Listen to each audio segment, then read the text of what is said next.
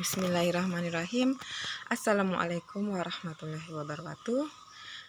Gimana kabarnya soleh-soleh hari ini? Semoga semua selalu sehat ya, dan selalu dalam lindungan Allah Subhanahu wa Ta'ala.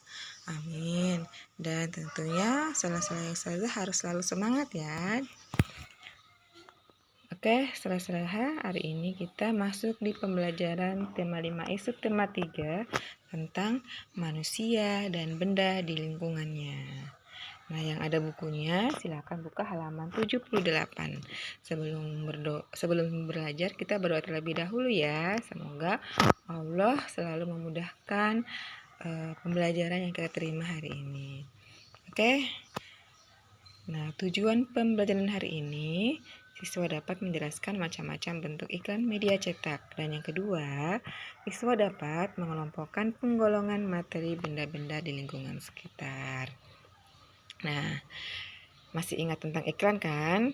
Iklan berisi informasi tentang suatu barang atau jasa yang dibuat untuk menarik perhatian serta mempengaruhi masyarakat agar tertarik pada barang atau jasa yang ditawarkan.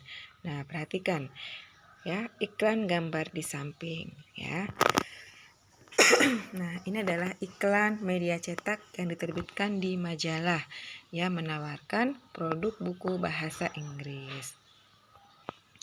Nah, iklan media cetak ada beragam jenisnya. Berdasarkan ruang iklan pada media cetak terdapat beberapa bentuk iklan antara lain. Yaitu ada dua ya, iklan baris dan iklan kolom. Nah, ini perhatikan. Ini adalah iklan kolom. Ya, ini ya iklan kolom. Dan yang kedua ini adalah iklan baris. Ya, ini adalah berisi iklan baris. Ya. Nah, apa pengertian dari iklan kolom? Ya, iklan kolom adalah iklan yang dibuat dengan memanfaatkan beberapa bagian kolom dari halaman surat kabar. Nah, ciri-cirinya ya, ditulis secara singkat, ada disertai ilustrasi gambar atau foto produk atau jasa yang ditawarkan. Berukuran lebih besar dari iklan baris. Berisi penawaran komersil berupa ajakan untuk menggunakan produk atau jasa. Nah, ini adalah contoh dari iklan baris ya. Berisi tentang ini contohnya berisi tentang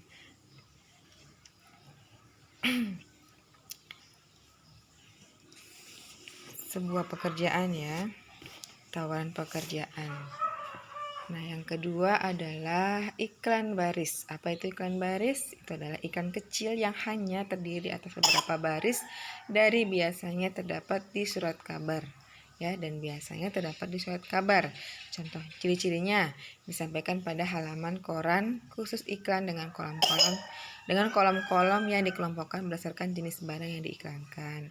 Yang kedua, tidak berwarna, sebagian disisipi gambar kecil barang yang diiklankan.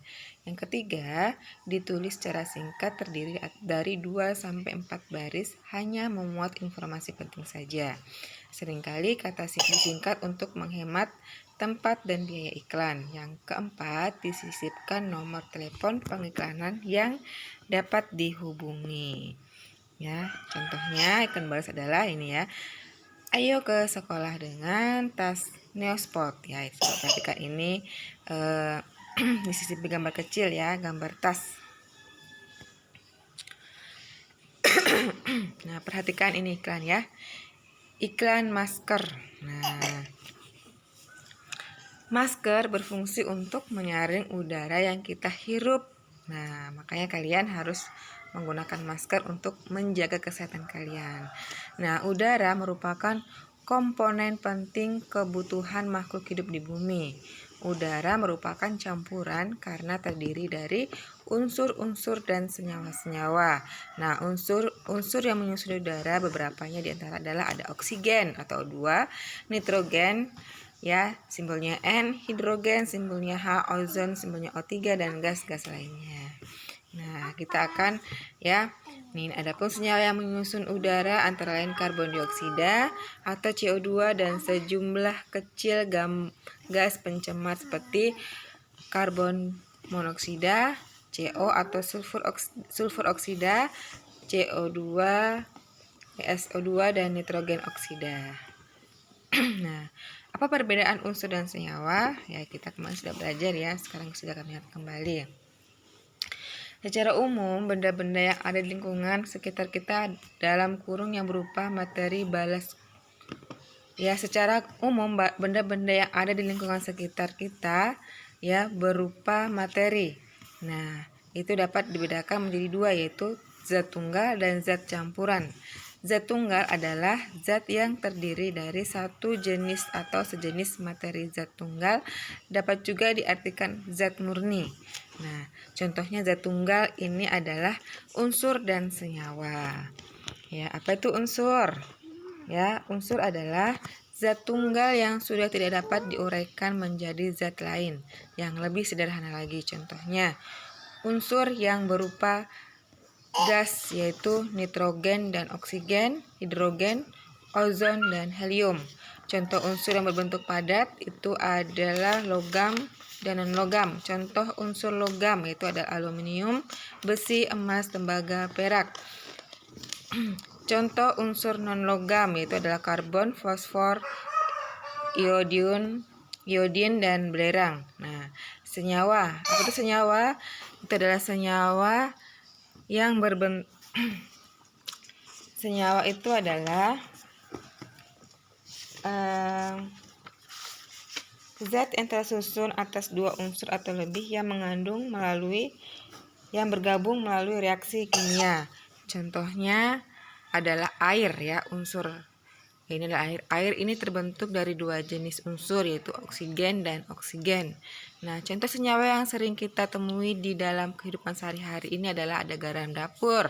Ya, garam dapur ini tersusun atas unsur natrium dan klorin, gula pasir atau glukosa, soda kue, asam cuka, asam asetat, dan vitamin C. Nah, campuran. Ya, itu adalah gabungan dari dua zat atau lebih yang sifat dari asalnya tidak hilang sama sekali. Campuran itu tidak dapat dibentuk dari gabungan unsur dengan senyawa atau bisa juga senyawa dengan senyawa. Nah, beberapa contoh campuran antara lain air sungai yang kotor, air laut, air kopi, larutan garam, air teh, larutan gula, sirup buah, kuningan, baja, udara, dan tanah. Ini adalah contoh campuran ya. Campuran itu adalah dapat dibentuk dari gabungan unsur dengan unsur dengan senyawa, atau senyawa dengan senyawa. Nah, selesai saya sudah paham ya tentang unsur dan senyawa. Nah, silakan yang belum paham bisa japri ustazah untuk ditanyakan. Nah, agar kalian lebih memahami zat tunggal, nah ini ya, silakan golongkan unsur dan senyawa dengan cara dicentang. Nah, ini adalah nama zat unsur, misalnya air. Nama zatnya air, dia masuk di mana? Ya, dia masuk di senyawa. Seperti itu ya, kalian centang. Ditulis soalnya ya. Oke, sekian saja, cukup sekian pembelajaran kita hari ini. Semoga selalu ustazah selalu semangat ya, selalu hidup mandiri dengan membantu ayah bunda di rumah. Jangan lupa untuk selalu sholat tepat waktu, menggunakan masker ya. Wassalamualaikum warahmatullahi wabarakatuh.